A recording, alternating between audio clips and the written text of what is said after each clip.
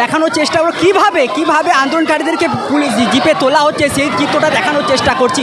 একদম টেনে হিচড়ে তাদেরকে কিন্তু গাড়িতে তোলা হচ্ছে, সেই চিত্রটা দেখানোর চেষ্টা করছি আপনাদেরকে। একদম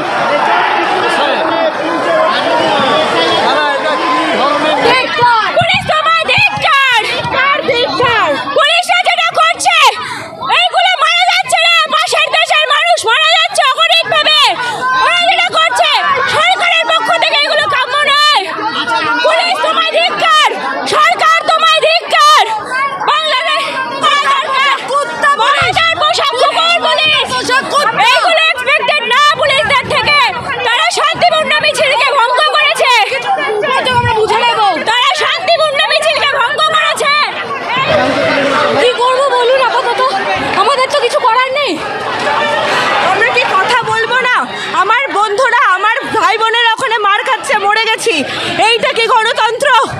আমাদের প্রোটেস্ট করার রাইট আমার সংবিধানে দেওয়া আছে যে right to protest, freedom to expression. We just express our right for the freedom. আর এইটা তার নীতি। আমাদেরকে ভরে দিয়েছে গাড়িতে, আমাদের উপর মারধর করেছে।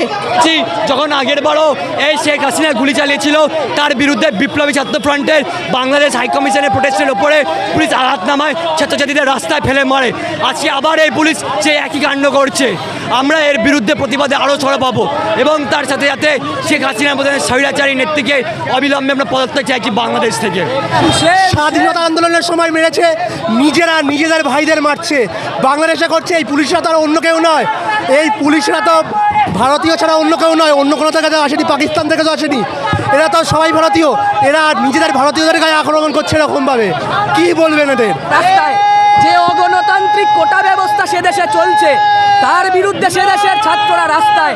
দুর্ভাগ্য, সেই দেশের ফ্যাসিবাদী আওয়ামী সরকার এবং ছাত্রলীগ তারা ওই আন্দোলনকারীদেরকে লাঠি চালিয়ে, গুলি চালিয়ে হত্যা করছে, পুলিশ হত্যা করছে, ইন্টারনেট বন্ধ।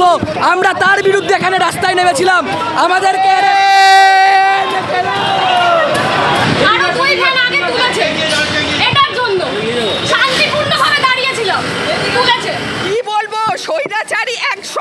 এক স্বৈরাচারী রাষ্ট্রের দালাল আর এক স্বৈরাচারিণী মমতা ব্যানার্জি, তার পুলিশ আমাদের আটকাচ্ছে।